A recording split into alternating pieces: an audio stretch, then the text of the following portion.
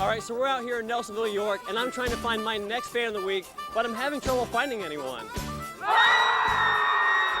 Jalen Gill is a popular man in Westerville South, and he will be for the next 4 years at Ohio State. Today, the #2 overall recruit in Ohio is heading to Ohio State. Urban Meyer said last month he wanted to do better in the state, and he did just that by snagging Gill.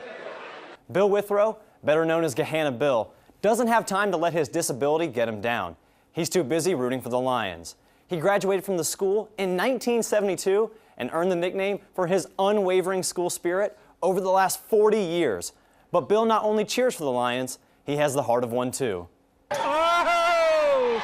Whoa! He's a die-hard fan, but above all, he's a hugger and a kisser. Yeah. Hi, Effie. Hi, Jimmy. Hi, buddy. if you meet him, you'll always remember one thing. His smile and laughter is so contagious. He just puts a smile on your face, man. Oh, yeah. Bill was diagnosed with a mental disability at 2 years old, and doctors said he would never function on his own. Against all odds, Bill has lived on his own in his apartment and functioned on his own. But he's never truly alone. Shoot, you call my mom, Mom, and my sister, so like, Bill is definitely part of our family. And he considers the whole town part of his family. How are you, buddy? Fine. Good, good. I'm your buddy, huh, Bill? Yeah. Gehanna Lincoln found a way to return the love in 2004 when it started the Bill Withrow Award. I would give up any other award, anything else, just for Bill's award. Students like Kathleen must submit an essay answering one question. What does Gehanna Bill mean to you? That's probably your favorite day of the year, isn't it? Oh, yeah. Yep. Yep. Only one boy and one girl get the award, but everyone in Gehanna gets this message from Bill. Love you, buddy. Love you, buddy. And right beside me is Reds Hall of Famer and World Series champion Eric Davis. So Eric, what's it like to get out and talk to the people with the baseball season right around the corner? It's actually very, very, very conquering because you get a chance to reach out to your neighboring cities around the tri-state area to let them know that we truly care about them and we need their support, and just let them see us and let them come out here and sign autographs and let them know that we're real. What's it like as a former player to get to see all these people still excited about the Reds even after you're done with your career? They're ready for another season to start back up. That means I did something pretty right, you know what I'm saying? So you've been in baseball for a long time. Does this ever Too get long. old, or is it just kind of exciting for a new year to start back up? Well, I tell people all the time, I worry about it when it stops, because that means either they don't like you or you ain't here no more. So I want to keep doing it, so therefore I worry about it when it stops. A lot of people know your stance on homosexuality, and my question is, how much has coming out and publicly expressing your opinion affected your career as a sports reporter?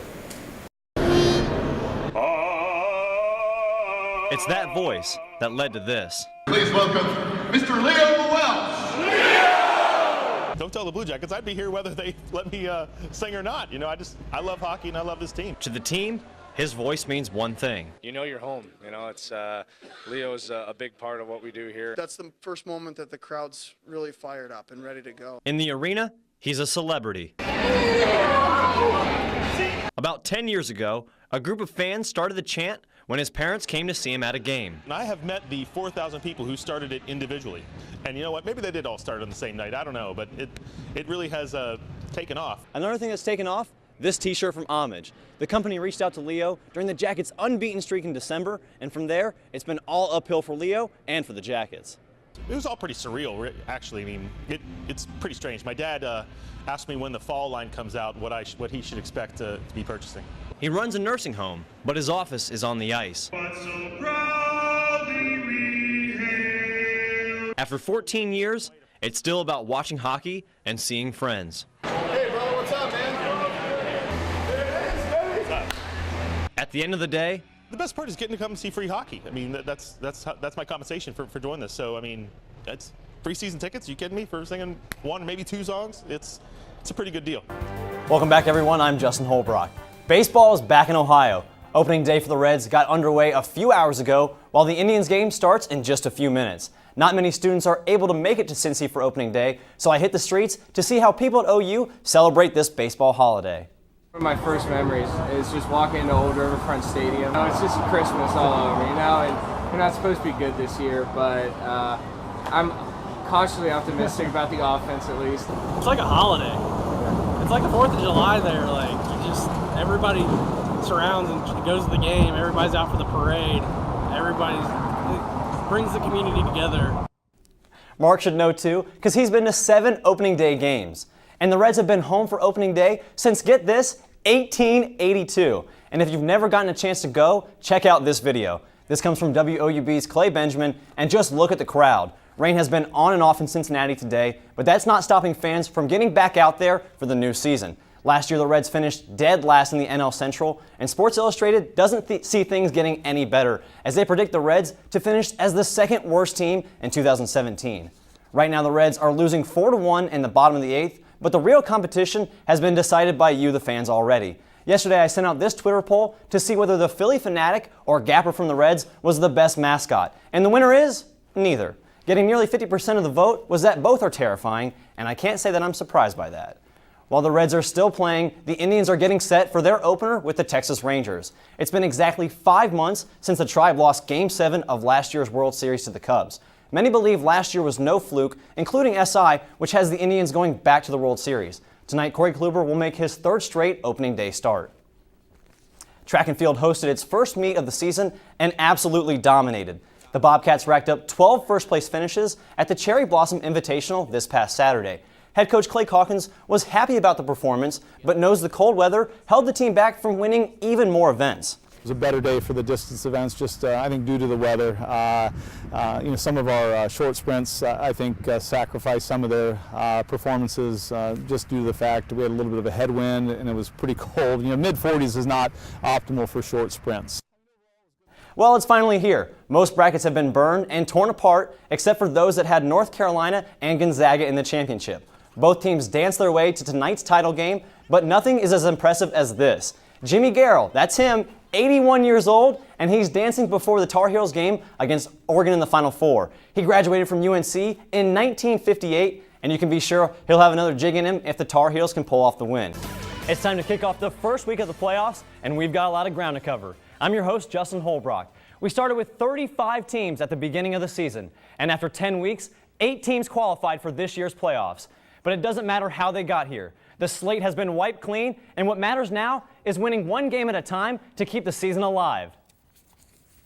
Tonight was historic for both Zane Trace and River Valley. This was Zane Trace's first time ever hosting a playoff game, and River Valley made their first ever playoff appearance. And Blaine Caraher was out in Chillicothe to see it all go down. So what do you think is going to be the biggest key for the boys to turn this thing around? Well, I mentioned that Aaron Davis scores a lot of the points for the team. They just need other people to step up. He's been really good for the Buckeyes, but no one else seems to score, and there's a lot of turnovers. So they need to clean up turnovers, and they also have to stop teams from scoring as much, because over 70.7 times this year, it's not good, Sean. Mm-hmm. Behind powerful Pick Central is one unlikely team manager. Adnan Wahili moved from Somalia to Columbus at 6 years old and has always felt home in America, especially during his time with the Tigers basketball team.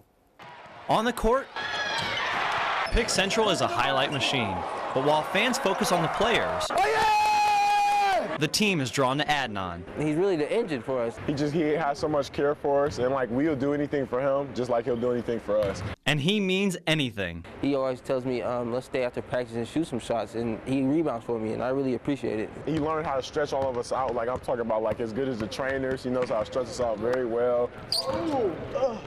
He'll even hop in at practice to help push the team. Good, Adnan. I see you, Adnan. Get there, get there. He's actually gotten a lot better at basketball just himself, actually, believe it or not. He's actually developed to a pretty good player. And when he plays, everything he did, he just did it as hard as he could, hard all the time. I'm talking 100 miles an hour, whether he knew what he was doing or not. Adnan moved to Pick Central his sophomore year and fell right in with the team. He just took me in, and then everything just went well.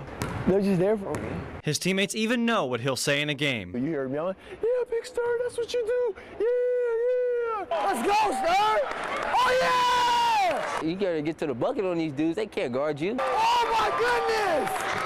Somebody guard him! He doesn't play in games, but he plays a big role in the team's success. He's just as important as anyone on the team. He's an integral part of what we do, and he's really had a huge impact on us.